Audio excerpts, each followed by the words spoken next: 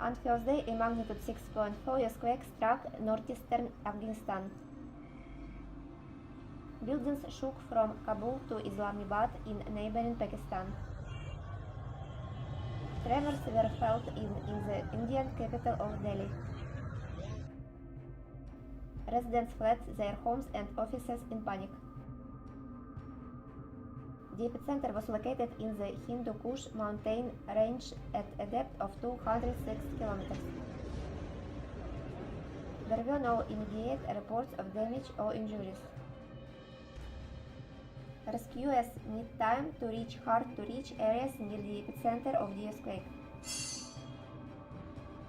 It was the third major earthquake to hit Afghanistan in the past 3 months.